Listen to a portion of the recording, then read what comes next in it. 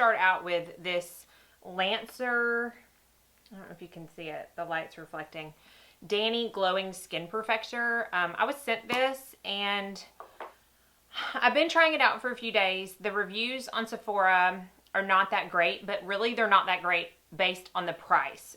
This is a 1 ounce product and it is $95. Lancer is a skincare company, which I've only tried one other product, their exfoliator, but I absolutely loved it.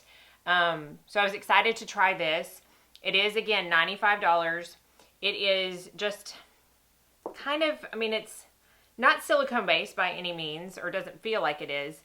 It's kind of just like the consistency of the Becca liquid skin perfectors. It says it's skincare, that it blurs pores, it illuminates. It can be used as a primer. It can be used as a liquid highlight, you know, just putting it in certain areas of your face. It can be used to mix in with foundation. But again, so many people said they loved it, but they just didn't think it was worth the price. I do like it. I use it in place of my primer. One of the reasons I like it is because I feel like it gives you this glowing skin that you can see, but it doesn't get glowier throughout the day, and it doesn't look greasy. And I feel like I could walk out of the house like this right now and not feel uncomfortable. I don't know how it's coming across on camera, but it does have a significant smell to it. I have some left on my hand. It smells to me just like the exfoliator, so I don't know if that's like a thing with Lancer that he wants. As a doctor, he wants all of his stuff to smell the same. I don't think they added like a lavender fragrance, so it's kind of like a or it's a lavender oil according to the ingredients, but it does have dimethicone in it. It does have glycerin in it, so it can be used as a primer, and I do feel like it helps a little bit with my pores, and I like the luminosity. I just haven't decided whether or not it's, you know, worth the $95 or not. But again, sample. I'm the sample queen. I think it's definitely worth getting a sample if your Sephora carries it. Now to the star of the show and why I am doing this video. I have gotten another foundation. This is the Kevyn Etherealist Skin Illuminating Foundation. It comes in a nice gold box like this. It's the standard 1 ounce, and it's available in 16 shades. Now, in true Kevyn fashion, this is a luxury product, so it does retail for $58. Currently, you can get it on Sephora and KevynAucoin.com. It's not quite on Beautylish. At least I haven't been able to find it. So it is a very new product. But Beautylish does carry Kevyn Aucoin, so be on the lookout for that. And I know there's a lot of other places that do as well. If you'd asked me a year ago, do I want to try out a skin illuminating foundation, I would have said no. I was like pro matte. I wanted everything matte in my life. And I don't know, then I think like reality set in and I realized that I'm almost 36. I'm not getting younger, and really anything that makes you look radiant and glowy and illuminated is going to make you look, in the long run, younger. At least that's what we're going for anyways. So when I saw that this was in the just arrived section of Sephora, I jumped on it. I struggled. I will say I struggled finding my color. I am in the shade 6, medium EF06, which is how they have their names, is in numbers. I went to Kevyn Aucoin's Instagram and saw swatches. I tried looking at the little boxes of color that they have on Sephora. I struggled. I really struggled. I went back and forth for like 3 or 4 days of what color to get. And I finally ended up on 6, and I'm really glad that I did. It does look much darker on Sephora than it actually is, so keep that in mind. I'm hoping that somebody, you know, starts making better swatches. We'll just have to see. Let's talk about the claims of this foundation. It doesn't have too much listed, and I'm pretty sure, let's see, that what's listed on Sephora kind of matches the box. It's not exactly, but it's pretty much. And Sephora says the Etherealist Skin Illuminating Foundation blends effortlessly for shine-free, comfortable wear while hyaluronic acid boosts hydration. It features light diffusing particles and high-definition pigments work together in a silky smooth formula to deliver medium coverage with a semi-satin finish. So there you go. It's medium coverage. Totally agree with that. And a semi-satin finish. Totally agree with that. It is not a dewy finish, as you will see. The The box says that it provides a luminous airbrushed appearance, leaving skin with a natural radiant glow. Again, shine-free, comfortable wear. So I think that they're really putting that through because so many like radiant illuminating foundations are not shine-free. You look oily. So they were really pushing that. I have used this. This is going on my 4th day using this, so this is not a first impression.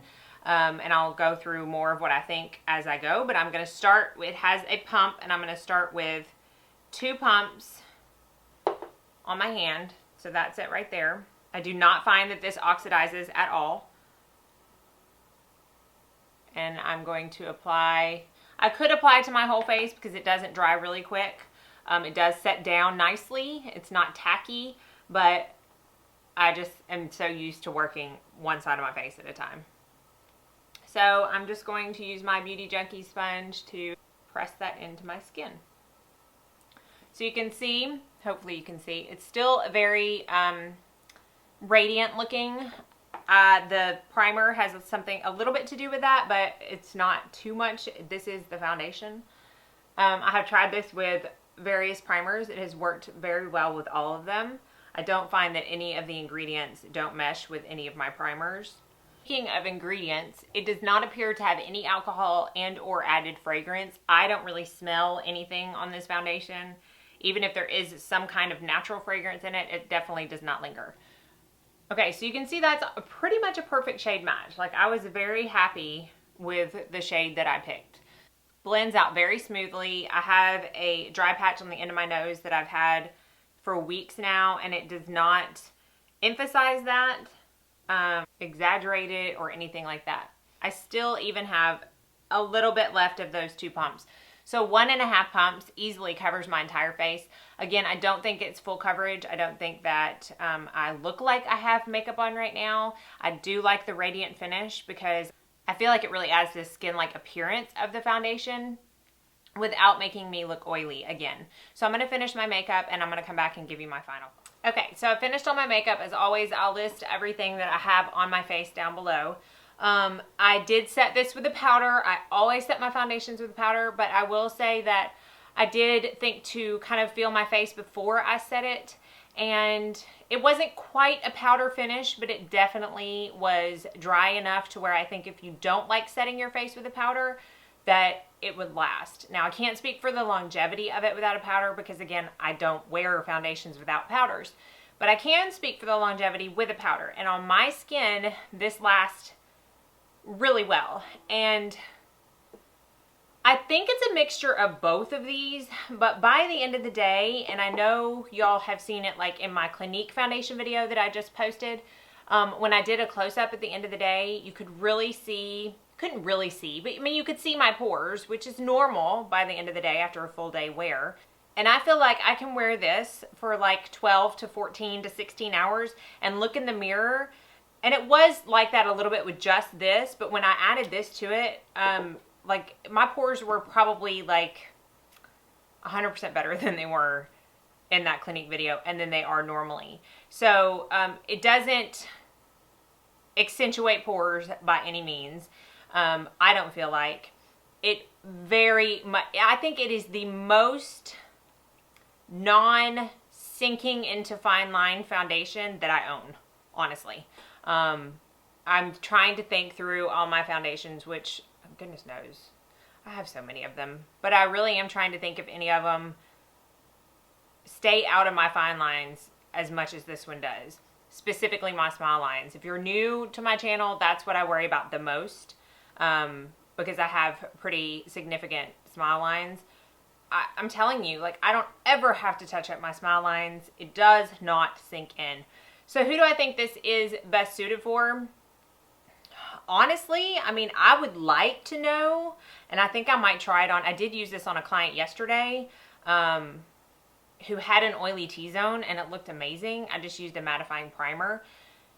I would like to know how this works on really oily skin because I feel like it might work. Like with the right primer, I feel like it might work. It definitely works on normal skin, which I have, and I think it would be amazing on dry skin. I have a 67-year-old client tomorrow who I'm hoping is kind of in this range because I would really like to try this on her. I feel like mature drier skin, or even if you have like normal mature skin, I think this is going to be amazing because again, it's not so luminous that it's going to accentuate anything you don't want it to accentuate, but it's luminous enough to make you look like plump and just youthful. It just has a youthful radiance to it. So I don't know if you can tell. It kind of looks the same. I don't know. It looks very radiant. Like it looks radiant, but I can promise you, and I just went a little ham on my nose highlight today. I can promise you it doesn't look any more radiant at the end of the day than it does right now. I didn't realize how ham I went on my nose highlight. I mean, I like to be glowing, but holy cow. All right. So I've spoken of the size, the price, the ingredients, the longevity, the finish, the pros. I don't really have any cons of this foundation other than it is a luxury foundation and it's pricey, but I personally have not tried anything from the drugstore that matches it, so I can't really fault it. I mean, it's Kevyn Aucoin. You're going to pay for it. The Clinique foundation that I did try was a little bit similar in finish. I think this is a little bit more radiant, but do keep in mind, remember that has alcohol in it, and I did say in that video that one of the cons was the tightening feeling on my face. No tightening feeling with this, none. I just really like it. I really like it, and I'm starting to film my top 5 foundations, and I'm trying to do like a demo of each one that I'm gonna do, like cut into the video when I actually film it. And so I'm writing down on my notes about why I love my top 5 foundations, and I'm like, there's one that I could totally take off and put this in its place, but I don't know. I've only had it for like 4 days, so I don't know if I'm going to do that, but we'll see. Be sure and stay tuned for that because this may make it.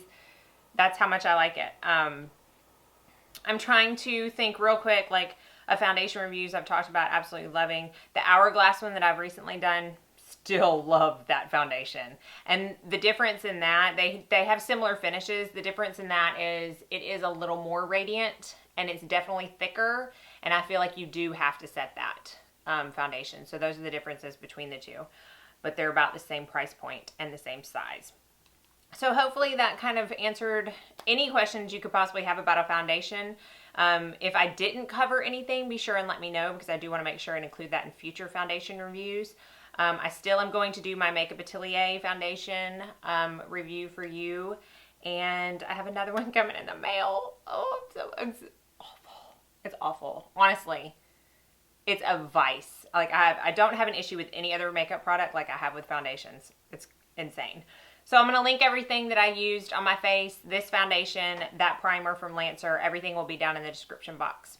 Hope you enjoyed this video. As always, thank you so much for watching and have a very blessed day.